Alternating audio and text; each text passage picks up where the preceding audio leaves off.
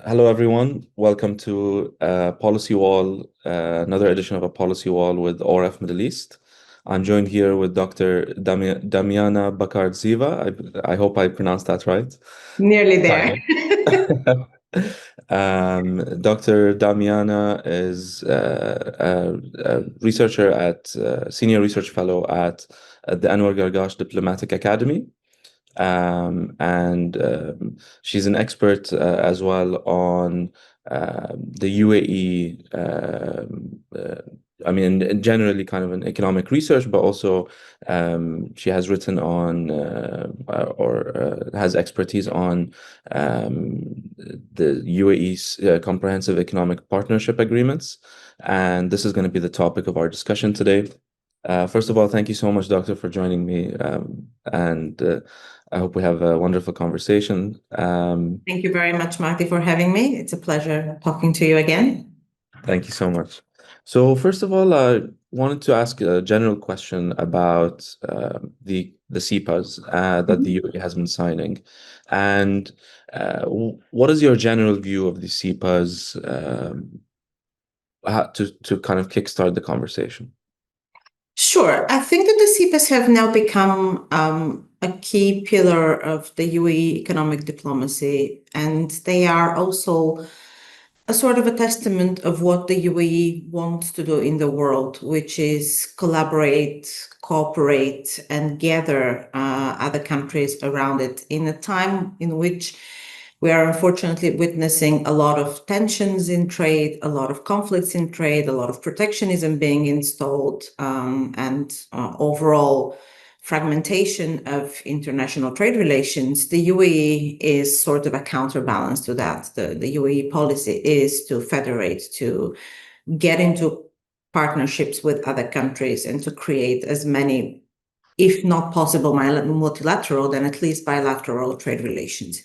And we know that the World Trade Organization is currently in a sort of a stalemate. There isn't much progress being done on the negotiations, partly because negotiations are blocked on certain topics by the US, on other topics by the developing economies and emerging economies. And so in this framework where multilateralism is suffering, bilateral relations become a second best. It's not ideal, but it's better than protectionism in any case. So this is where CEPAs now stand in the UAE economic diplomacy. Thank you so much. And I want to ask about how the CEPAs are presenting themselves perhaps some view it as an alternative to trade agreements with the Gulf Cooperation Council, as an access to the Gulf market. Um, are these CEPAs actually a substitute, or do you see them as complementary? What's your take vis-a-vis the GCC trade agreements? We're both economists, so I'll start with the economist's favorite answer, which is it depends. It depends on which point of view you're taking. For some countries, they are considered a substitute. So for some countries, they would not negotiate just with the EU because they consider that they have to have a comprehensive agreement, or at least a free trade agreement with the bloc as a whole. China would be an example. China does not want to negotiate with individual GCC countries. China wants to negotiate with the GCC bloc in its entirety. But for other countries, they seem to consider this way more complementary. And the background for those countries is that GCC trade negotiations with third parties have been very, very lengthy processes that haven't really resulted in much. For the 2 decades between 1991 and 2011, the GCC had started 16 different trade negotiations, of which unfortunately only 3 had been brought to a successful conclusion. We Wow. had a free trade agreement with Lebanon, but that only lasted a year actually because it was superseded by the Greater Arab Free Trade Agreement. Yeah. And we can't really consider the GAFTA as a GCC trade partnership because the GCC didn't enter the GAFTA as a bloc, it entered the GAFTA as individual countries. So that doesn't really count. And then we're left with just two agreements, one with Singapore and one with the European Free Trade Association, and it's 4 countries. And that's pretty much it out of those 16 trade deals that were being negotiated. So those agreements were either completely abandoned after that or suspended at least because they couldn't be brought to any successful ending. There were frictions on different points, and those countries decided that it doesn't really make sense for them to keep trying to negotiate with the GCC at that particular point in time. And so it wasn't basically until after COVID and after the UAE started its CEPA processes that the GCC resumed many of those negotiations. It kind of felt as if almost the very rapid signature of the first UAE CEPAs gave a sort of impetus to the GCC to go back to the negotiation table. And the countries with which the GCC resumed negotiations from 2020 to 2023 are countries that already had negotiated and in some cases even ratified agreements with the UAE. So they didn't see a problem. Basically, neither side saw a problem in the fact that one agreement existed to negotiate the other agreement. You have Malaysia, South Korea, Turkey, Pakistan, New Zealand, Indonesia. They all have resumed negotiations, and some even concluded now the negotiations with the GCC. But in the same time, they have also concluded the negotiations and even ratified the CEPAs with the UAE. So South for Korea and them, New Zealand. it's a mix. It doesn't matter that they have one, and doesn't prevent them from having another. Yeah, and I believe South Korea and New Zealand might be examples exactly of what you're talking about in terms of having both concluded. Yeah, but even the others, even Indonesia recently resumed negotiations, even though in Turkey as well, even though they have already even ratified and active agreements with the UAE, it really doesn't prevent Nice. having both. There is no issue there. Right. And, just as a brief follow-up to that, I mean, we are kind of analyzing this as if the UAE is separate to the GCC, right? But in fact, I mean, the UAE is part of the GCC, and probably I would assume, and please let me know if you agree, that there's some form of policy diffusion, that the negotiating teams behind the CEPAs are perhaps diffusing some of the learned outcomes of the negotiations to the GCC bloc. The policy circles kind of mingle, and I'm sure there are lessons learned from the CEPAs internally, not just as an external push towards GCC free trade agreements, but also in terms of UAE nationals and UAE diplomats being perhaps part of negotiating teams that represent the GCC. And I would assume that there is a trickle-down effect of some sort. I'm not privy to the GCC negotiations per se, so I wouldn't be able to give you any insider information on that. But it would be only natural that the MOFA teams that are negotiating within the CEPA process are probably also contributing to the negotiations at the GCC level, or at least sharing with their colleagues the lessons learned and the information. And the UAE negotiations follow a rather clear template of both context and procedure. And so that template can then be replicated probably at the GCC level as well. okay. And you have been following the CEPAs for since I believe their inception, and one of the I think the most exciting CEPA negotiations that is happening right now is with the European Union, as Okay. I believe is the largest bloc that the UAE is pursuing negotiations with. I believe that the EU is the second largest trading partner of the UAE. And I've recently been on a podcast where I was asked a few questions about the negotiations, Okay. which I couldn't answer. I hope I will be able to. No guarantee there, but give it a try. The first question is basically, what are the key challenges to these negotiations?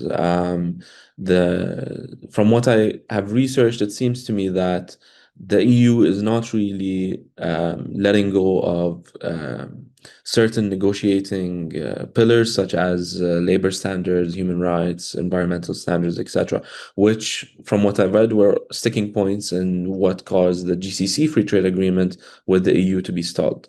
Um, is this the only challenge? Are there other challenges with negotiating with such a diverse bloc? And where do you see these negotiations going?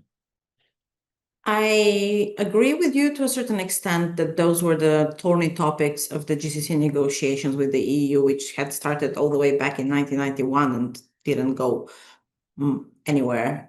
Basically, they were suspended in 2008. What I would say is that at the time, there was a significant issue at the industrial level as well with competition or perceived competition between GCC oil and GCC oil companies and the EU oil producing companies. And I think that there was also at the time perceived fear that maybe the GCC companies would, when they are allowed access to the European market, would end up getting access to technologies of the EU that they don't have themselves, and that this would put the EU companies at a disadvantage because others would acquire their technologies. I think that by now, on one end, the GCC companies have already more than enough technologies and are actually leaders in some technological aspects, so that fear is not justified anymore.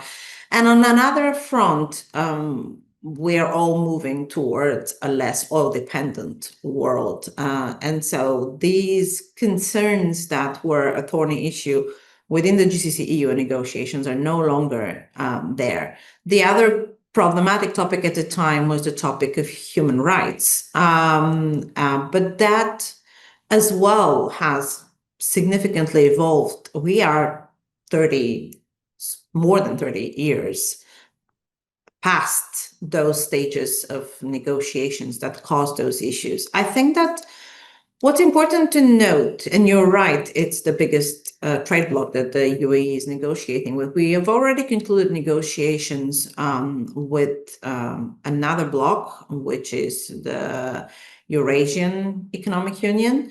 We're also negotiating with the Mercosur in Latin America, but this is clearly the largest in terms of economic power.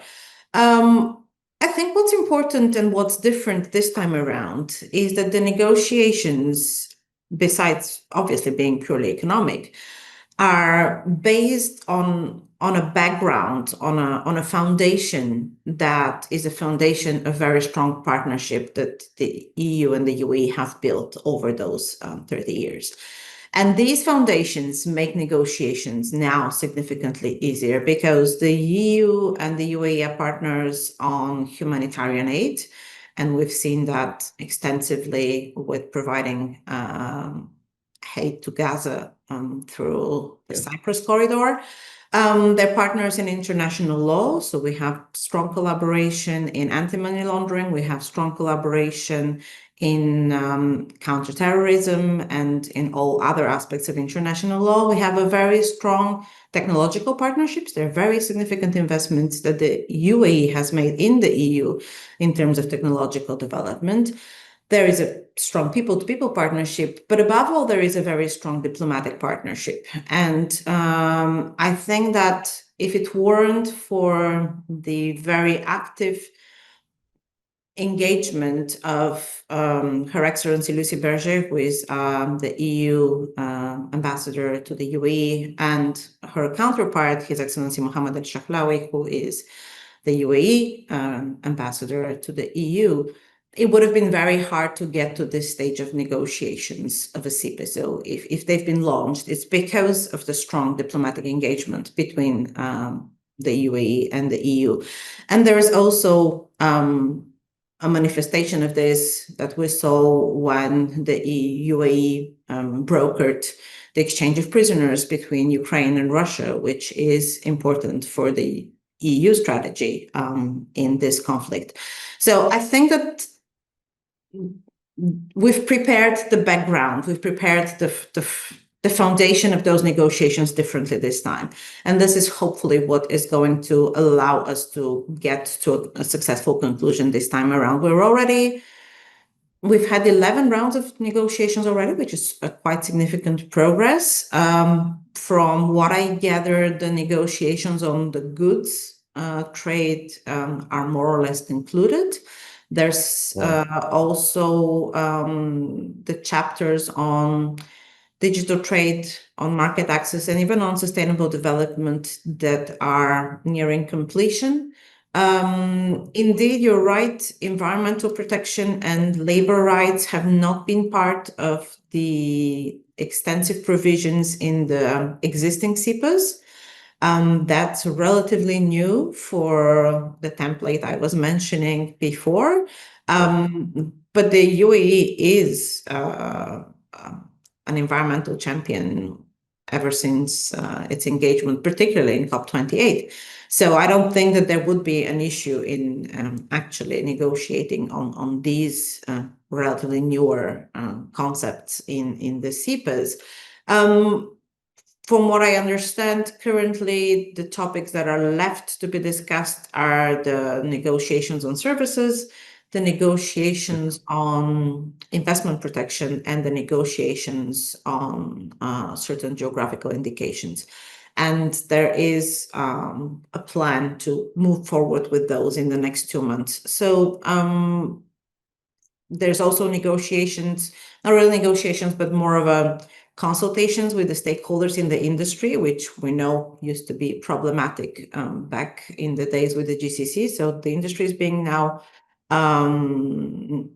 contacted to provide feedback on the agreement and see if there's any concerns that need to be addressed. The European Commission should have its impact assessment report from those negotiations by September, so next month, roughly. And then those should be addressed at the following round of negotiations, which is expected in Abu Dhabi in October. So I think that things are moving both very rapidly, because we know that the negotiations were not announced that far ago, and so far quite successfully. So I think that I'm personally hopeful that this would be brought to a successful ending relatively rapidly.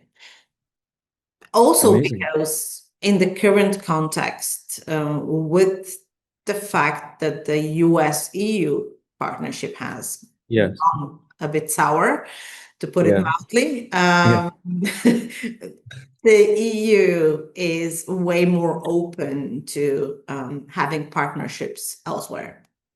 Amazing. And actually that's a great transition to kind of the final question, which is essentially, is a CEPA with the US prospect? And we've seen how the US has treated its FTA partners such as Bahrain and Oman. Could lessons from those FTAs under the Trump administration's tariffs be a barrier to a prospective CEPA with the US? Is that even something that the UAE is considering? I've heard that there is consideration for a CEPA between the US and the UAE. Now, nothing is official in that area. Nothing has been announced as an engagement in that field. But for me, it would make sense for roughly the same reasons for which the agreement with the UAE, the EU makes sense, because the US has tried to impose tariffs on many countries. We have a deadline for tomorrow to impose even more, or at least put in place actively those that were already announced. And the alternative is to sign deals with the US. If you don't want those tariffs, then you have to sign a deal with them. Now, there are a couple of deals that have already been signed or partly negotiated, the deal with the US and the UK being one of them. But the problem with these deals that have been concluded or announced as concluded by the Trump administration so far is that most of them are not very clear. It's not quite transparent what the terms of all of these negotiations are. There's a lot of criticism that nothing is actually really signed in writing, that there isn't much that is being announced or at least clarified. So it's kind of agreements in principle, but some of the details are not They're like apparent. MOUs, kind Kind, yes. of. Whereas, let's say the general public expects something a little bit more tangible, and so do the partners of the US. They want to Of know course. what exactly the terms of those negotiations and conclusions are.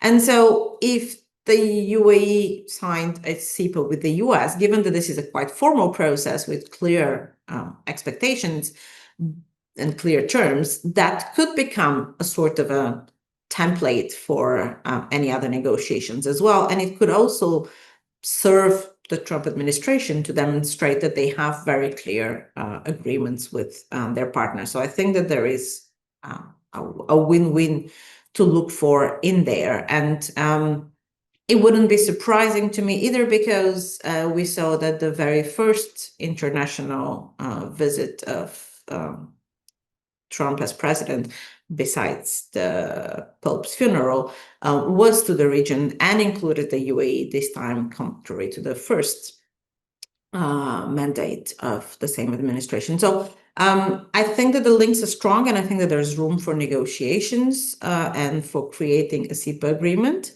Back to your sub-question about comparing this with Bahrain and Oman, and Yeah. I think that a trade agreement is a partnership, and it takes two to tango. Okay.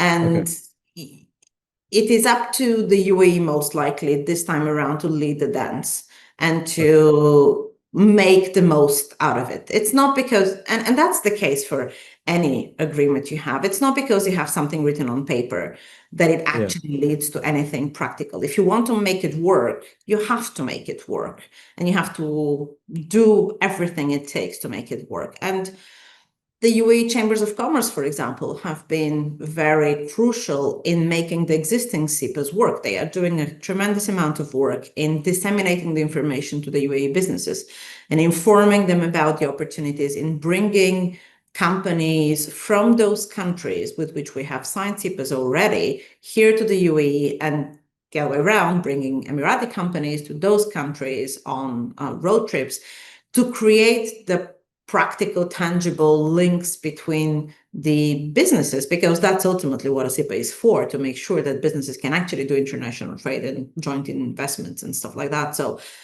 unless you do the legwork behind the paperwork, a CEPA or any other agreement would make no sense whatsoever. It's like with entities signing MOUs. Yeah, ACTA has maybe an MOU with ORF, or maybe it doesn't. But if you just had an MOU, that wouldn't mean anything, right? Unless we Yeah. actually The practically follow-up. do some work together, we do research together, we do podcasts together, why not? Then the MOU itself means nothing. And I think that that's where the key lies. Having an FTA with, I mean, yeah, the US has had an FTA with Bahrain and Oman for decades now. If you don't Yeah, make anything out of it, that's it true. just remains a piece of paper. That's very true. And I think you would join me in kind of wishing this country kind of success in its negotiations. And I'm certainly excited for the negotiation with the EU. I'm of the opinion that, this could proliferate, even if not to a trade agreement with the GCC as a whole, but it could proliferate into bilateral agreements between the EU and individual Gulf countries, like Oman or Bahrain or other countries. Mhm. And we've seen the strategic partnerships that the EU is pursuing, or I believe maybe signed even with all the individual Gulf countries. And I'm very excited. I certainly hope that we see a trade agreement with the US and the UAE as well. I think as the CEPA portfolio and diversifies, the US would be an important partner to have as part of that portfolio due to its importance in terms of trade volume and things like that. And I think we were all very happy to see President Trump visiting this country and the other two Gulf countries. It was a visit that was memorable in our minds, and we hope to see more of that. So, thank you so much, Doctor, for coming on the podcast, for your insights. You're very Uh, welcome, Mahdi. it's been a pleasure, and we hope to see you again. And actually, you mentioned, I believe, the EU ambassador, Lucy Berger, Her Excellency, and actually, she was on the podcast as well, How preceding you was by a she? few weeks. How Yes. wonderful. Thank you to her as well for making this podcast successful, and thank you so much for joining us today. Thank you very much, Mahdi.